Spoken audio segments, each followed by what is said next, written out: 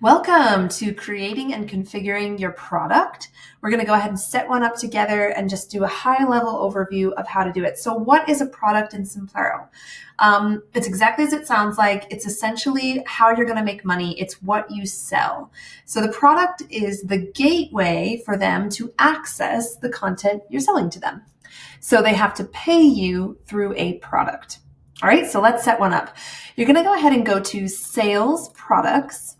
And here you'll see we've got some already enlisted, but you would click Create New Product up here. Once you have products, you can see them here. You can organize them, star them, put them in different tabs, make it easier to find them depending on how many you have. So go ahead and click Create New Product in the top right. And you're going to go ahead and give your product a name. So I'm going to call this Christina's product. Now you can add a product card. So on the order form, so every product comes with an order form, which is essentially the page where they have to actually pay. So they put their name and email, they choose their payment processor like Stripe or PayPal or QuickPay if you're in Denmark, for example, and then they click the Submit Payment button. So we're going to show you what the order form looks like. But here under Product Card, if you add a card image and a description, this will show up on the order form on the right side. And it will also show up when you share the order form on social media or when your customers view what they have access to in their account. You'll see we have recommended sizes for the image right here, which can help. So when you're creating a product, we give you the option to create your first price here, but you can always edit it back in the product once it's created, and you can always create more. So let's say I want this to be a monthly subscription. I can go ahead and just choose what is the amount? This account's in USD, so that's my currency with tax.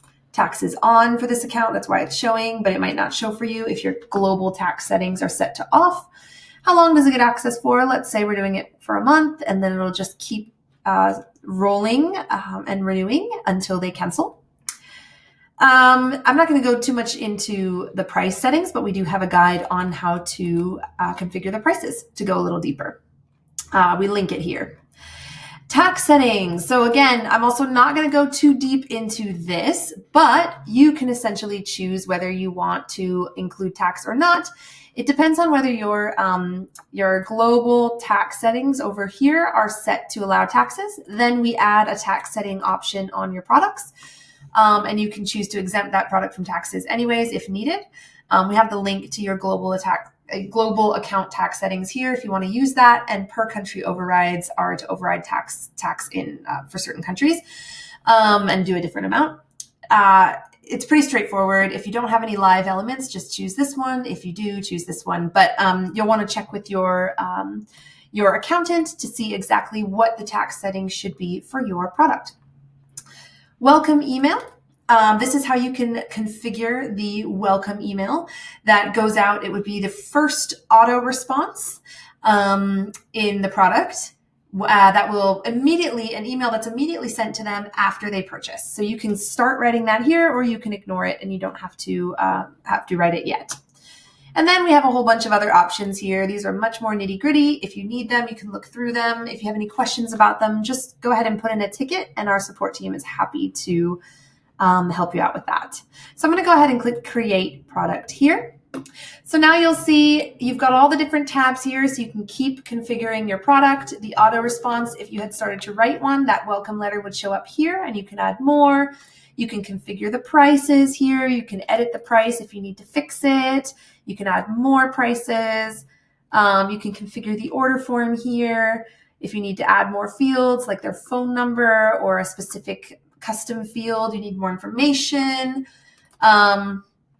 Upselling is not available on the starter plan. I believe it's available for Scale and Skyrocket. But upselling you would only be able to do if you have another product that, for example, you want to add as an upsell to this one, or you can make this product an upselling product. I won't go into detail on that. The Configure tab here, again, you can edit the product card again, tax settings, all those options. So you'll find all of the options that we gave you when you were creating the product. Same with the Content tab. This is where you can give access to what the product needs to give access to, whether it's a site or a course inside the site. The thank you page for the product goes here.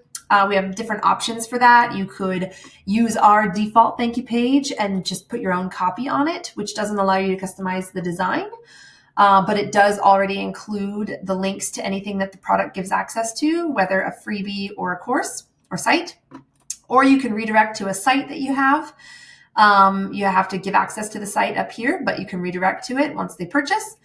Or you can redirect to any other URL, like a custom thank you page, etc. You can start an automation, and you can trigger any other things on the product so that something happens when they purchase, like they get a tag or they subscribe to a list, or whatever you want to do there. And then the other thing is, content files would be if, for example, you're selling an ebook or an audio download, a video, a PDF, anything that can just be linked up here will go on the thank you page, but the default thank you page.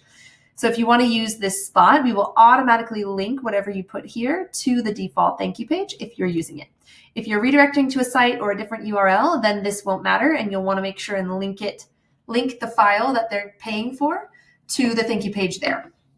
And in the auto response. Those are usually the two places we recommend linking your content. And lastly, on the top right-hand corner, you'll see the different links that you have that they can use. So up here, we've got the order form. Now, this is every product will come with an order form, like I mentioned. You can have their first name, last name, whatever other, the email and whatever other fields would show here. They can choose their payment processor here. They'll see the amount on the right. They can choose between prices here if you have more than one, their billing address details, and they would just accept here. We also have, yes, please send me important news and special offers via email. So this checkbox is your marketing checkbox, and you can control which list they get put on if they check this box. So under the order form tab here, you'll see email opt-in checkbox. So default is just your home list or your house list. But if you switch to custom, you can choose a different list that they go on instead when they choose that. And none would remove the checkbox altogether. Okay, and if you choose custom, you can also override the label and the sub-label. Just keep in mind that if you're promoting this product to multiple countries, then if you override the marketing checkbox label, we will not automatically translate it based on the browser language of the person who is trying to purchase. Okay, so that's a very high level overview of your product. You can see the purchases here, etc., the participants, and then the summary will also show you details about your purchase in some pie charts and some different data. If you have any questions, feel free to reach out to support, but go ahead and try creating your first product and let us know how it goes. All right.